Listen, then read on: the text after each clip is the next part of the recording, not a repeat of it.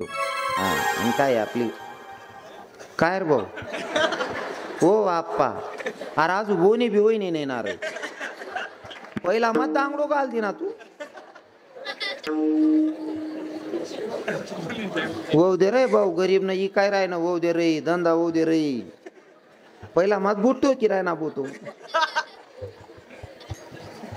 उडजो नको रे हो आप्पा उडजो नको हा ते का काय अर्जन कार्यक्रम येतो ना विठ्ठल विठ्ठल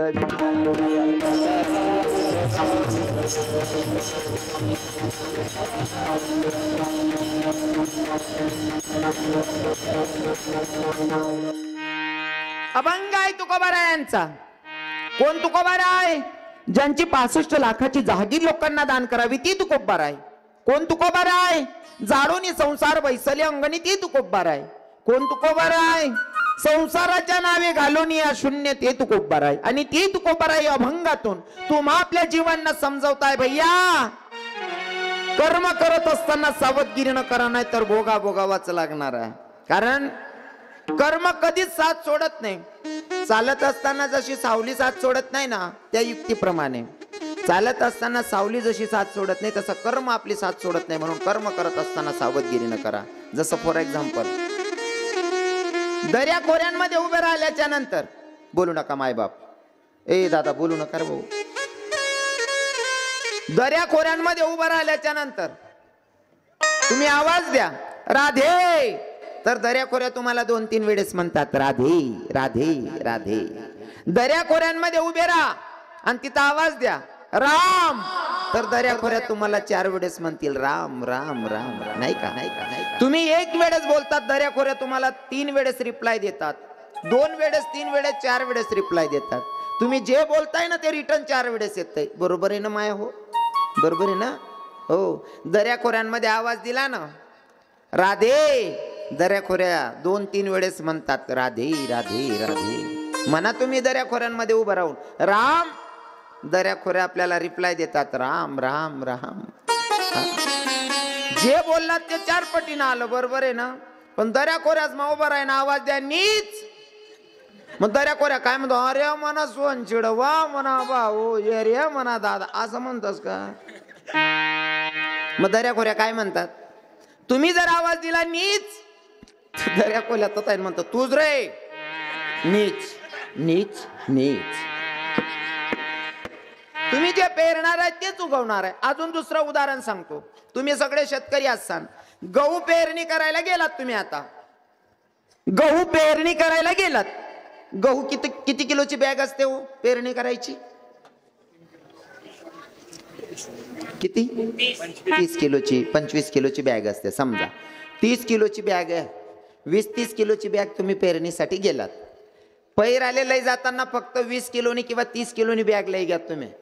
पण जवळ कापिशने गहू काढत असतो कितला लयतस हा 15 किलो.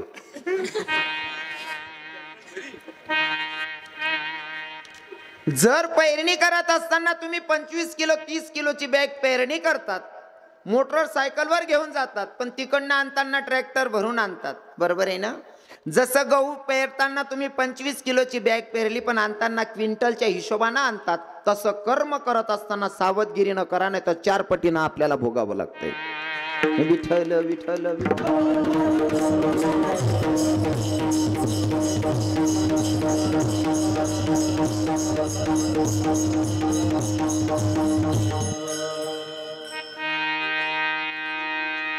कर्म करत असताना सावधगिरीनं करावं नाही तर भोगावं लागते नाही का.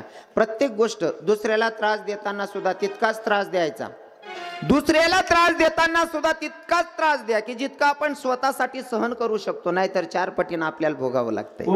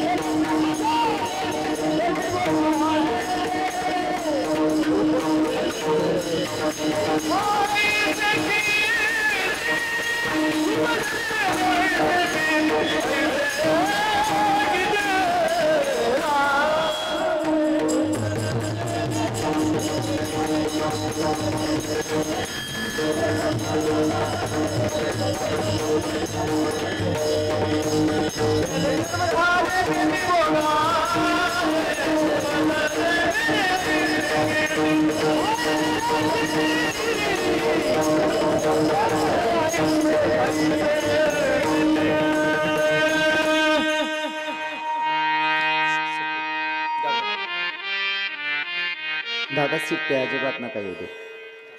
माले ना पहिला पहिल्या शिट्टीस ना चिट्टीस ना पुरा राग आहे. कारण त्या दाखल पण पाहिजे ऐकी बी राहीन वाची बी राहीन मनीषीन दोन्ही नाही यायला पाहिजे. विठ्ठल विठ्ठल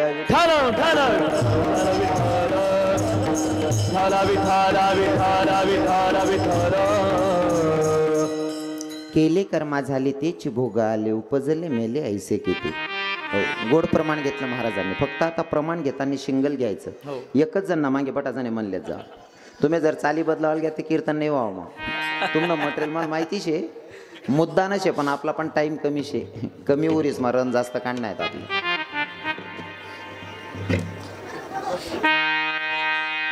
काय म्हणणं आहे त्या भाऊनी.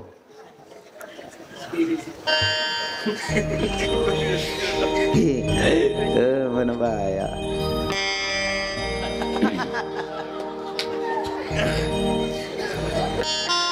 जाऊ दे निघू देतो रस्ता नका नाही. तो जर त्याला चित नाही लाग राह नव्हते त्याला बसू नका द्या जाऊ द्या. आणि समजा ज्यांना चित लागत नाही त्याला जबरदस्ती बसायला लिचात नाही. तो जर दुसरा कामले जाणं होईल मग. मला अभंग सोडवायचा आहे कारण आज बरीच मंडळी आलेली चिंतन ऐकण्यासाठी. मला चिंतन मांडायचं आहे. पण पहिले तर मी सगळ्या महिला मातांना पहिलं माझा संदेश आहे मायाव. आपला गावमा जर कीर्तन राहिनं ते पहिलेच करते पोरसले सांगू भाऊ गावमा कीर्तन हे कीर्तन ऐकायला जाणं पडीन रे. कीर्तनकार कोणी का रायना कोणता का कीर्तनकार रायना. रवी किरण महाराज राहो का 10 वरीस ना पोऱ्या राहो का 90 वरीस ना म्हातारा राहो पण कीर्तन ऐकायला जाणं पडी. आई बट्या मायासने पोरसले सांगायला पाहिजे. आणि आई सांगा नंतर मग त्याला सांगू देख रे कीर्तन मा बस ना ते बर कीर्तन माई उठजो नको. बाकी ना कीर्तनकार सैन करले तर तो उजी नीचे रे असं बी करते पोरले सांग देऊ. आणि तुमले सांगच बहिणी सोन तुमनावर सर्व टिकेल शे. आता फक्त आता 20 दिवस बाकी आहेत. 20-21 दिवस राजे छत्रपती शिवरायांची जयंती येते. राजे छत्रपती शिवराय घडले ना तर त्याच्या अगोदर आपल्याला आठवण करावी लागते ती जिजाऊ मासाहेबांची. कारण राजे घडले ना तर त्याचं मेन श्रेय जातं ते आपल्या मासाहेबांना जिजाऊ मासाहेबांना. कारण मासाहेबांचे संस्कार होते म्हणून राजे छत्रपती शिवराय जन्माला आले. हो आजही राजे छत्रपती शिवराय जन्माला येतील पर त्याच्यासाठी गरज आहे ती जिजाऊ मासाहेबांची. विठ्ठल विठ्ठल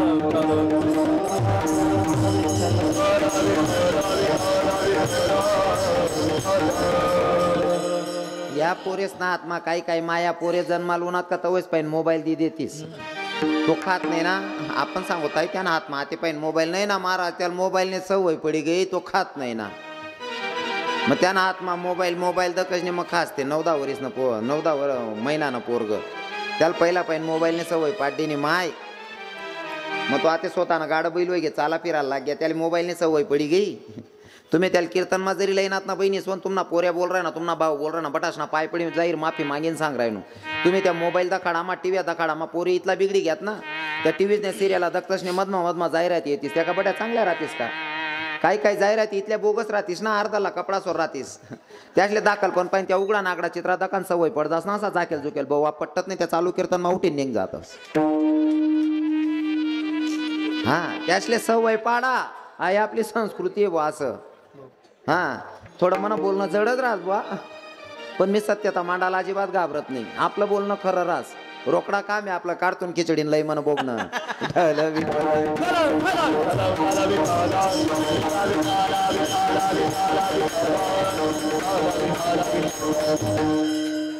या अभंगातून तुकोबाराय सांगतात, भैया कर्म करत असताना सावधगिरीनं करा, नाही तर भोगावं लागणार आहे. कारण काही लोक म्हणतोय सगळेच त्या यादीत बसतील असं नाही. काही लोक दुसऱ्यावर अन्याय अत्याचार करत असताना एवढा करतात की ते कधी विसरतात भगवंताला कदाचित की हे मला भोगावं लागणार आहे.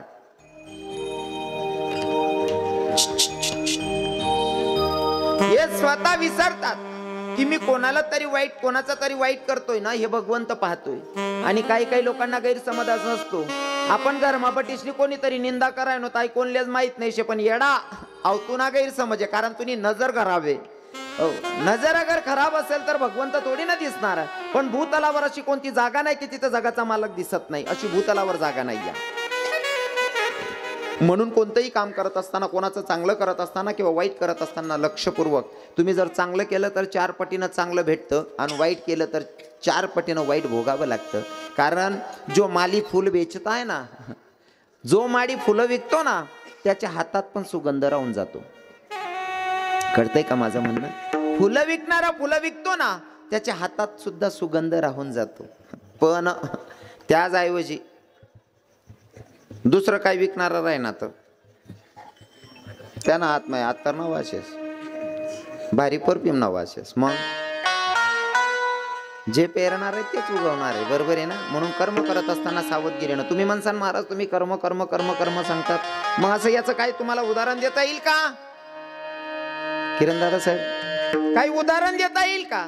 तर ऐका. एका कसाच्या हातून गाय सुटली, काय सैरा वैरा धावत होती, लक्षपूर्वक ऐका.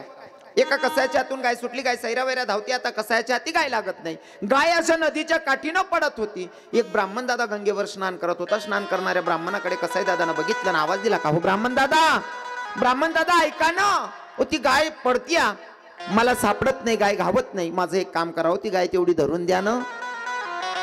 ब्राह्मण दादा गंगेवर स्नान करत होते. स्नान करता करता उठले कसाई दादाचा आवाज ऐकून, आणि स्नान करता करता उठले, गायच्या समोर गेले, दोघं हात आडवे केले. हात आडवे केल्याच्या नंतर गाय जागीच थांबली. थांबल्याच्या नंतर कसाई दादानं यावं, गायला धरावं. धरल्याच्या नंतर काय केलं असन खूप काही सांगायची गरज नाही, बरोबर आहे ना. काय केलं असन, कापली असन आणि खाल्ली असन, बरोबर आहे ना. हो, गायला कापली आणि खाल्ली. आता चला पुढे. एक वारकरी वारी करीत होता. वारी करीत असताना एका गावी मुक्कामाला थांबला. थांबल्याच्या नंतर एका तरुण स्त्रीनं बघावं आणि बघितल्याच्या नंतर वारकरी बाबाला म्हणावं, बाबा कुणाका चाललात? काय नाही लेकी वारीला चाललोय बाबा. वारीला चाललात? म्हणले हो बाई. बाबा असं करा ना, माझ्याकडे 2 घास जेवायला या ना. वारकरी म्हणतो, लेकी पंक्तीत पण जेवायचं, त्या घरी पण जेवायचं, तुझ्या घरीच येतो म्हणले लेकी जेवायला. वारकरी बाबाला जेवण करण्यात टाकलेला. पुढच्या रूम मध्ये वारकरी बाबाला झोपण्यासाठी आसन टाकलेलं आहे. मागच्या रूम मध्ये दोघं नवरा बायको झोपल्याचा. मागच्या रूम मध्ये दोघं नवरा बायको झोपलेत आणि पुढच्या रूम मध्ये वारकरी बाबा झोपल्याचा. ऐन मध्यरात्री बाईच्या मनामध्ये कामवासना निर्माण झाली. लक्षपूर्वक ऐका. दृष्टांत हा साधू संतांचा आहे. मी फेक अजिबात सांगत नाही या, कारण मी पुराव्याशिवाय कोणतंच बोलत नाही. हो, पुरावा असला तर बोलायचा, बिनपुराव्याचं बोलायचं नाही. कारण बिनपुरावानं बोलणं का माणूस फशी जास. आमना बाबाच पण पुरावा होता मनीषे, गणत लोकेशने विरोध करा, पण जिरी गई विरोध करणारच नाही. पुरावाशिवाय बोलणे नाही. हा दृष्टांत संतांचा. वारकरी बाबाच्याकडे बाई गेली. बाई सांगते, बाबा माझी इच्छा पूर्ण करा ना. वारकरी बाबा म्हणतात, बाई तुम्हाला जेवायला घरी आणलं तोवर वाटत होतं बाई काय संस्कारिया. मला झोपायला जागा दिली तोवर वाटत होतं बाई काय पारमार्थी का. वर तुझ्या मनामध्ये असली घाणरडी विचारायचं म्हणले. बाई असली घाणरडी कामं आम्ही करत नाही, कारण आम्ही वैष्णव आहोत, आम्ही वारकरी आहोत, आम्ही माळकरी आहोत, आम्ही टाळकरी आहोत. आम्ही असली घाणरडी कामं करत नाही.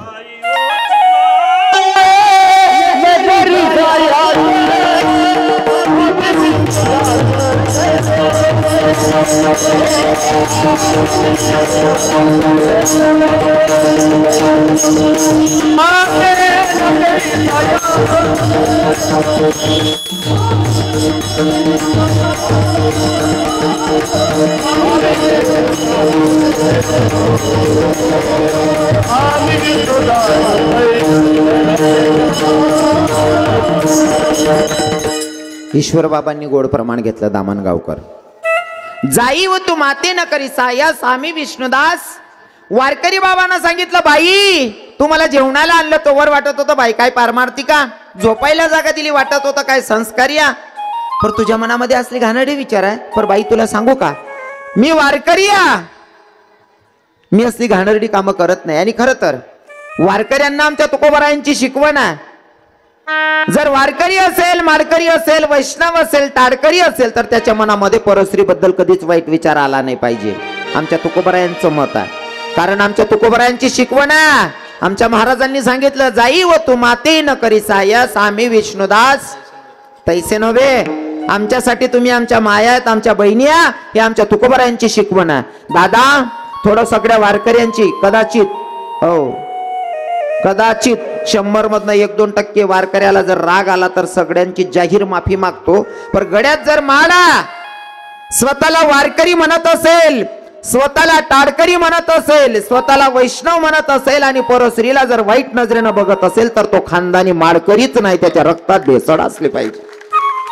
कारण खानदानी माळकरी कधीच परस्त्रीला वाईट नजरेनं बघत नाही. हा, कारण आमच्या संतांची शिकवण जाई व तू माते न करी साया स्वामी विष्णुदास. अजिबात नाही. परस्त्री आमच्यासाठी आमची माय, आमची बहीणच आहे. अजून सांगू का, काही लोकांची मानसिकता अशी असते. काही म्हणतोय बरं, हा पहिले म्हणा शब्दावर ध्यान दिसणेच ऐका ना. काही लोक साधू कोणले म्हणतात, साधू कोणले म्हणतात, ज्यासने लग्न करत नाही त्या. बरोबर आहे ना, बरोबर आहे ना. ज्यासने लग्न करत नाही त्या रॉंग आहे बरं. बाकीसले भेटण्यात नाही म्हणून राय जायला शेत. हा कोणताच कामे सोडत नाही त्या, नुसता नावले साधू शेतस. साधूची सुद्धा व्याख्या मोठ्या वक्त्याच्या मुखातून ऐकली. साधू कसा असला पाहिजे, चित्रेची देखोनी कामी ना काम उपजेज याची मना तो संन्यासी नव्हे जाना ऐक बापा नरोत्तम. विठ्ठल विठ्ठल.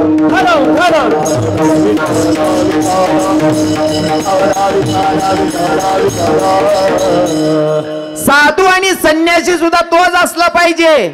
चित्रातली बाई बघून सुद्धा त्याच्या मनामध्ये वासना निर्माण नाही झाली पाहिजे, तो खानदानी साधू. आणि जर तुम्ही विवाहित आहात, जर विवाहित आहात आणि तुम्ही पत्नीशी एकनिष्ठ आहात, तुमच्यापेक्षा मोठा साधू जगात कुणी नसेल. विठ्ठल विठ्ठल.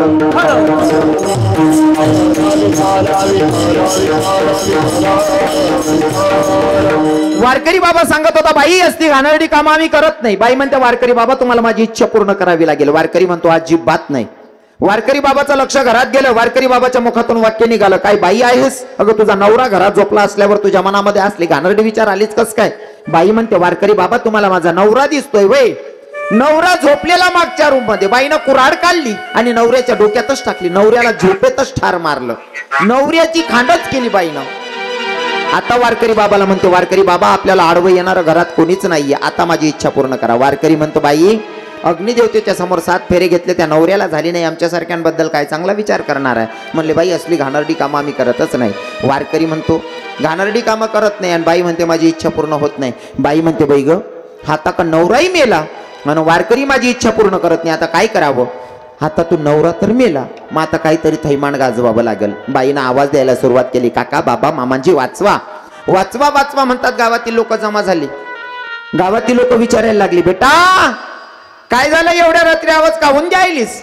बाबा ओ काका या वारकरी बाबांना माझ्या आबरूवर हात टाकायचा प्रयत्न केला. माझा नवरा मला वाचवायला आला तर माझ्या नवऱ्याला सुद्धा जीवे ठार मारले या वारकऱ्यानं. खरं होतं का माहितीये? खरं होतं का? किती खोटा आळ आहे, किती खोटा आळ आहे. पण तुम्हाला सांगतो माणूस कितीही प्रामाणिक असला त्याच्यावर खोटा आड येऊ शकतो. चांगल्या माणसावर सुद्धा खोटा आड येऊ शकतो. जसं की स्वतः ब्रह्मांडाचा धनी कृष्ण भगवंत त्याच्यावर समंतक मणी चोरण्याचा आड आला होता. तो पण खोटाच होता, पण प्रसंगानं खरा वाटत होता. जसं मी आता तुम्हाला सांगेल बऱ्याच ठिकाणी असं होतं की चांगला माणूस फसतो. एखादा माणूस चांगला रास, पण एखाद्या ठिकाणी एखाद्या बाईने खोटा आड घ्यावा आणि चांगल्या माणसाला बदनाम करावा असं पण होतं बरं. अजून सांगतो खोटा आड कधी येतो. तुम्ही शेतकरी आहात, आपला गावामध्ये त्या गाई बैल चालतस ना, गाय चालस ना, गाय बैल ज्या पण जनावरे चालतस ना त्याच ना चालेल ना त्या गारामा पायनी खुरी उमटेल रास. पायनी खुरी उमटेल रस्त्या खुरीमा त्या ठसा उमटेल रस्त्याना मग जर पाणी साचेल राहिना ना त्या ठसामा पाणी जर साचेल राहिना जमा व्हायला राहिना त्या जमा होईल पाणीमा जर का तुम्ही चंद्रानं दर्शन करली ना तुम्ही कितला बी खरा राहणार नाही प्रामाणिक राहणार तरी सुद्धा तुम्हावर आड येऊ शकल असं शास्त्र सांगस. विठ्ठल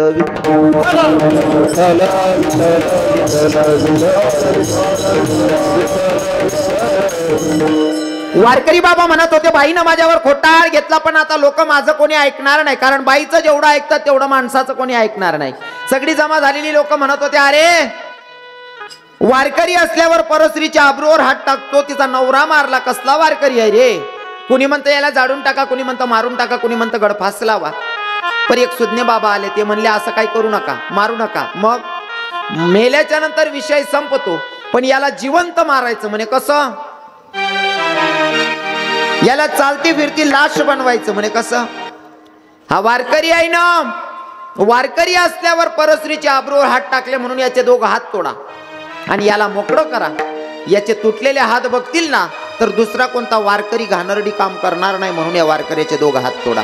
वारकऱ्याला चौकात बांधलंय दादा वारकऱ्याला चौकात बांधलं आणि वारकऱ्याचे दोघं हात तोडले आहेत आणि वारकऱ्याला मोकळं केलं. आता वारकऱ्यानं पंढरपुराचा मार्ग धरला पंढरपुराचा मार्ग धरलाय. डोळ्यातून घडाघडा अश्रू वाहतायत रडतायत. आणि सांगू का जेव्हा जेव्हा संतांवर समाजानं अत्याचार केला त्या समाजाला दोष देत नाही. जेव्हा पण त्यांच्यावर अत्याचार झालाय त्या सरळ सरळ भगवंताशी वाद पण असेल तर देवाशी आणि संवाद पण असेल तर देवाशी समाजाशी नाही. जसं माझ्या जनाबाईवर पण खोटा आड आला होता नाही का. जसं की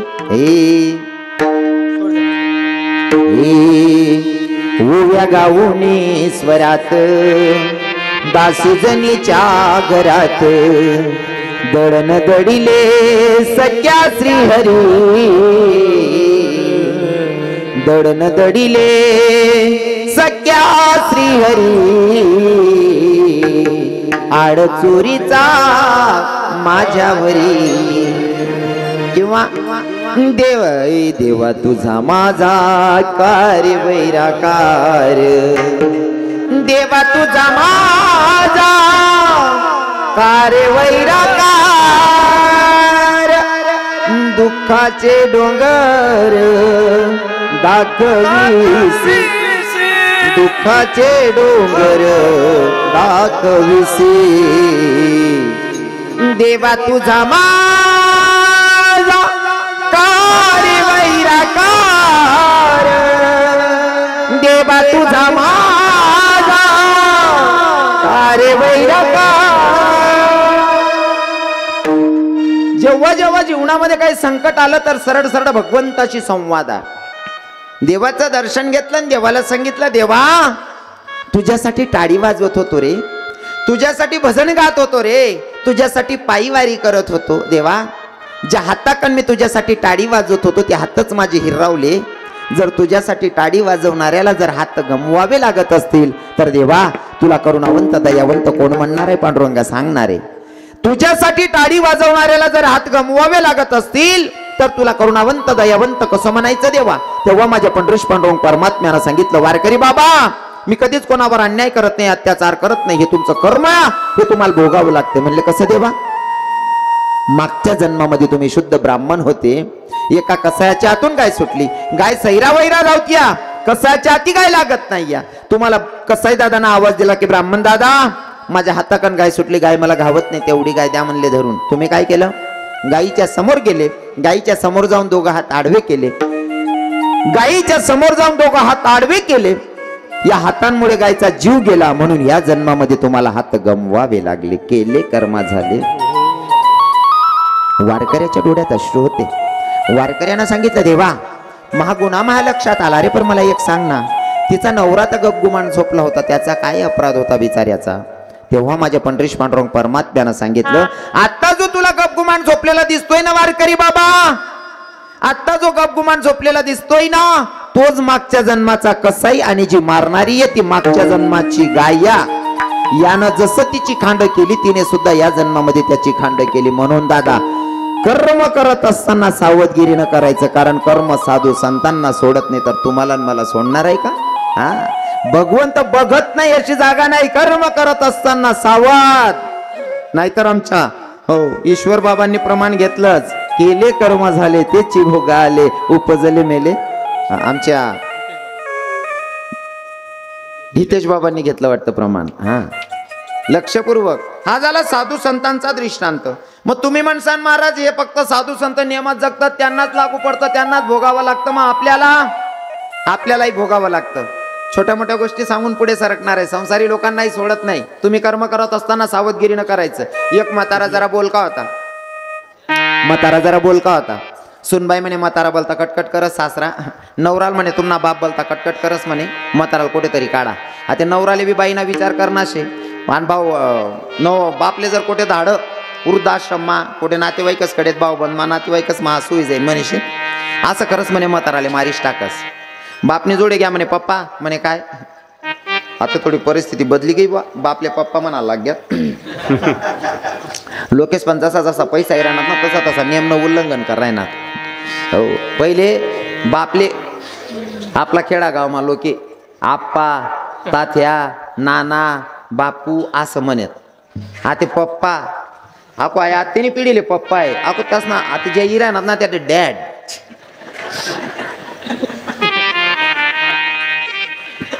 डॅड न मतलब माहित शे का.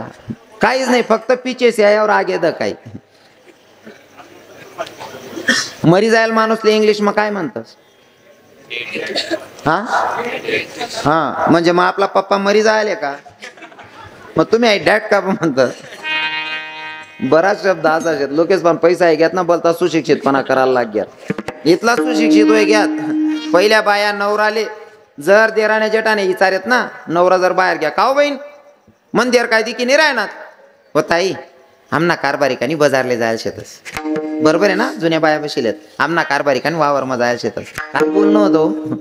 आमना घरना मालक वावरमा जायला शेतस. आमना घरना मालक आठे जायला शेतस. आते मी एक ठिकाणी मुक्काम करा. जडे मुक्काम करा तडे म्हणा बेडरूम वेगळा आणि ज्यासनाकडे मुक्काम होतो त्यासना बेडरूम वेगळा. पण असं आजूबाजूला आवाज बरोबरी. नेमका अहो भाऊ पायटे उठना त्याला ड्युटीला जाणं होतं. सिटीना माहोल. अहो भाऊ पायटे उठना चहा उकाय राहता. मी उठीन केली ना म्हणता भाऊ चहा ठी राहणार भाऊ. मी म्हणा पडेल तू बेडवर. पण ती बहीण तिना बेडरूम मा आवाज दिना न त्या माणूसले म्हणे शशी माझं पण एक कप वाढवून घ्या. आता म्हणत या ते एकच बेडरूम होतात नाही आई बहीण शशी म्हण राहिने. मग मी उठी बसलो. म्हणता ताई म्हणे काय बाबा. म्हणता अहो भाऊ तुला जीज भाऊ लागस का. नाही ना म्हणे महाराज म्हण नवरा आहे ना म्हण. म्हणतो तू असं उलगेल वावर आहे का.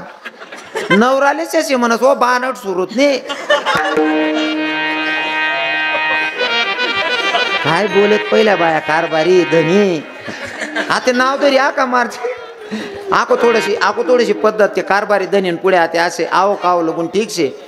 आको बाकी नाही बाया वा पिंट्याना पप्पा.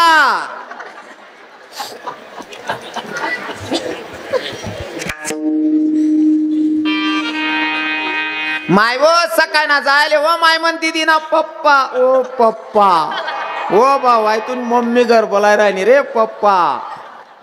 आई रे पप्पा.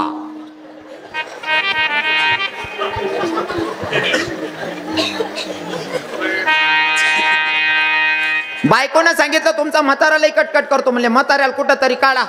पोरगा जवळ होणार बापले म्हणे पप्पा तुम्ही जरा म्हणे अशी इच्छा आहे तुम्ही अख्खं आयुष्य घे म्हणे कधी परमार्थ करा नाही. पण म्हणे अशी इच्छा आहे की तुमले कुठेतरी तीर्थक्षेत्रावर लई जायची आंघोळ घालानी इच्छा असे म्हणे. बापले इथलं बरं वाटणं. मग पोऱ्या काय सुधारणा अबू म्हणे बायकोनं ऐकीन दिनभर मग 3 दाव गाया दे म्हणे. आऊ आणि आंघोळले लई चालना. बापले इथला आनंद बापनं कपडा भराय घ्यात बॅग मा गाडीमा बसाडली ना. बाप गाडीमा बसनाव तीर्थक्षेत्रावर लई घ्या. बाप ना तरी गाडीमाही उतार नदीमा लई घ्या. गुडगाल पाणी होतं म्हणे बावड्या बसू का बा वाटे. नाही म्हणे पप्पा चला पुढे. गुडगानं पाणी कंबरले लागायला लागे म्हणे बावड्या हो चला हो पप्पा पुढे. कंबरनं पाणी छाती लागायला लागे म्हणे बावड्या तुना बजेट वेगळा तर काय राहणार म्हणे मला.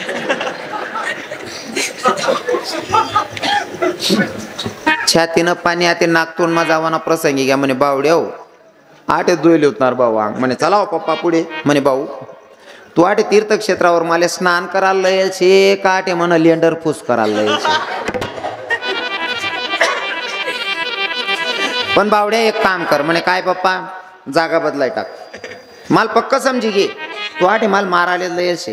हो, आता माझ्या लक्षात आलं का बाळा, तू तीर्थक्षेत्रावर मला स्नानासाठी आणलेलं नाही, इथं माझा जीवनाचा अंत करण्यासाठीच तू आणलेला. एंड ऑफ द लाईफ, माझा इथं जीवनाचा अंत आहे मला कळतंय. पण लेका एक काम कर ना, जागा बदलून टाक रे. पोरगा म्हणे पप्पा तुमले समजी घे ना, मी आठे मारायला येईल म्हणे. ह मग मरण आठे बी शे आणि जागा बदलायच नाही, ते मरणच शे, आठे मराल काय अडचण शे. बाप म्हणे बावड्या मला समजी जायचे, तुम्हाला मारायला येईल पण तू जागा बदल. पप्पा इथलं समजी घे, मी तुमले मारायला येईल, माटे बी मरण दुसरी जागावर बी मरण, जे माटे मराल काय अडचण शे. बाप म्हणे बावड्या जागा बदलाव रे भाऊ. का बरो पप्पा? अरे दादा आई जागावर मी मन बापले सोडी जायले, तू जागा तरी बदलाय टाक म्हणे. सांगायचं तात्पर्य, तुम्ही जे पेरणार आहे तेच उगवणार आहे, बरोबर आहे की नाही? जे पेरणार आहे तेच उगवणार आहे. म्हणून सावध. हो, नाही ते कर्म जरी तुमनं खराब होईल, मरण बी तसंच येईन. कर्म खराब असेल तर मृत्यू सुद्धा तसाच येईल. कर्म करत असताना सावधगिरीनं, जर तुमचं कर्म चांगलं असेल तर दुश्मन सुद्धा तुमचं वाईट करू शकत नाही. अरे कंसाचं एवढं पाप होतं तरी सुद्धा पूर्ण पापाचा घडा भरेपर्यंत कृष्ण भगवंतानं मारलं नाही. नारद महर्षींना पाठवलं, जोपर्यंत बाल हत्या करत नाही तोपर्यंत मी कंसाला मारू शकत नाही, कारण पाप पूर्ण झालेलं नाही. जोपर्यंत आपला पापाचा घडा भरत नाही तोपर्यंत देव सुद्धा आपल्याला मारू शकत नाही. ज्या दिवशी मरण आहे त्या दिवशी आपला मायबाप आपले वाचाळू शकतात नाही, पण ज्या दिन मरण आहे त्या दिन आपले कोणीच वाचाळणार नाही. आई खरंय. पण जर मरण नसेल तर दुश्मनने जरी मागितले गाडी ठोक दिली तरी मराव नाही. ज्या दिवशी मरण आहे त्या दिवशी मरावं लागतं, ज्या दिवशी मरण नाही त्या दिवशी मारून माणूस मरत नाही. जसा म्हातारा बोलका होता तशीच म्हातारी बी बोलकी होती. एक गरमा म्हातारी कटकट करे, सुनबाईने बी विचार करा म्हणे, म्हातारी बोलती कटकट करस. आपल्याकडे म्हातारीच म्हणतस ना, दल्ली दल्ली ना. आई दल्ली बोलती कटकट करस म्हणे. नवराल म्हणे तुम्ही माय बोलती कटकट करस आहे, म्हातारीनं काहीतरी विल्हेवाट लावा म्हणे. तो म्हणे देख कोठे दाड हा सुई जाईन, त्यापेक्षा मना पद्धत काम करस म्हणे. म्हातारीनं मस्त रात्री जेवण बिवण करले ना, 11 साडे 11 वाजन सुमारले. गाव शांत वय झालं होतं. म्हातारीनं गासोडं बांधली ना, दुसरा मजलावर लई घ्यान वरती फेक दिली म्हातारीला. गटुडं बांधून घेतलं दुसऱ्या मजल्यावर ना, म्हातारीला तिला फेकून. पायट्या 5:30-6 वाजायला म्हातारी पोऱ्यानं दरवाजा ठोकी राहते म्हणे, बावड्या दरवाजा उघाड रे भाऊ. पोऱ्याने दरवाजा उघाडा, मायले दे का म्हणे माडी. म्हणे काय रे भाऊ, दुसरा मजलावर त्याने फेक दिनं तरी बी. म्हणे भाऊ तू जवळ वर त्याने फेका ना तर खाल कपाशीन गाडी भराय राहते म्हणे. मरण नाही तर मरणार नाही, मरण नाही तर मरणार नाही दीपक महाराज. पण ज्या दिवशी मरण त्या दिवशी आपला बापही आपल्याला वाचवत नाही. काळाची उडी पडेल बा जेव्हा सोडवीन तेव्हा. हा, म्हणून कर्म करत असताना सावधगिरीनं, कारण कर्म साधू संतांना सोडत नाही, तुमच्यासारख्या माझ्यासारख्या साधारण जीवाला सोडत नाही. मग स्वतः न्यायाधीश भगवंत तो स्वतःला सोडतो का न्याय करत असताना? स्वतःलाही सोडत नाही. एका मिनिटात सांगतो लक्षपूर्वक ऐका. भगवंत निज धामाला जायच्या आधी उंबर वृक्षाच्या खाली झोपलेले आहेत आणि भगवंत झोपलेले होते पण झोपायची पद्धत भगवंताच्या पायात आडी होती आणि देवनं उभा राहावं आणि पद्धत बी तशीच होती, पायात आडी टाकून उभा राहत होता. तुम्ही जे पण फोटो बघशाल ना देवाच्या पायात काय आडी आडी, हा पायात आडी देवाच्या. आणि सांगू का भाई, टेढ़ा है फिर भी मेरा है. तो है ना उभा राहताना तिरकस उभा राहतो, पायात आडी देतो, पर बात ऐसी है ना वो टेढ़ा है फिर भी उसी पे दिल आता है. टेढ़े पे दिल क्यों आया है, टेढ़े पे दिल क्यों आया है, ये मैं जानू या वो जाने, मोहन से दिल क्यों लगाया है, ये मैं जानू या वो जाने. उभं राहताना सुद्धा पायात आडी असायची, झोपताना सुद्धा पायात आडी. आणि देवाच्या पायाला आडी होती पण देवाच्या पायाला पद्म सुद्धा होतं. देवाच्या पायाला पद्म आहे, पद्म असा चकाकत होतो. एक शिकारीसाठी बसलेला, त्याला असं वाटलं जणू काय तो पद्माचा चकाकत होता, त्याला असं वाटलं जणू काय प्राण्याचा पक्ष्याचा डोळा चकाकतोय. शिकारीनं जसा का बाण सोडला बरोबर देवाच्या पायाला, देवाचं मरणच अंगुष्ठात होतं. भगवंताचा टहादिशी आवाज तो शिकारीच्या कानी पडला. शिकारीला वाटला अरे आपण प्राण्याला पक्ष्याला नाही, आपण कोण्या मानवालाच बाण मारलेला. जवळ आले पाहतात तर काय, आपण द्वारकेच्या राजाला कन्हैयालाच बाण मारलाय. रडत रडत जवळ आले, कन्हैयाला सांगायला लागले कृष्ण भगवंताला, देवा मी तुम्हाला मारण्यासाठी नव्हता बाण सोडलेला, मला असं वाटलं कोणीतरी प्राणी पक्षी बसलाय आणि त्याचा डोळा चकाकतोय म्हणून मी बाण सोडलेला आहे. देवानं सांगितलं शिकारी दादाला की पारधी दादा रडू नका, नाराज होऊ नका. तुम्हाला काय वाटतं, तुम्हाला काय वाटतं तुम्ही मला बाण मारलाय? अजिबात नाही, हे माझं कर्म आहे, मला मरायचंच होतं तुमच्या हातूनच. म्हणे कसं? कारण मागच्या जन्मामध्ये जेव्हा मी राम होतो तेव्हा तुम्ही वाली होतात. आणि वालीला मारत असताना देवानं कसं मारलं होतं प्रभू रामचंद्रांनी? लपून बाण मारला. मागच्या जन्मामध्ये मी तुम्हाला लपून बाण मारलाय म्हणून या जन्मामध्ये तुम्ही मला लपून बाण मारतायत. महाराज, कर्म जर देवाला सोडत नसेल तर तुम्हाला मला सोडणार आहे का? म्हणून कर्म करत असताना सावधगिरीनं करा, नाहीतर तुकोबाराय सांगतात भोगा भोगावाच लागेल अभंगाचे.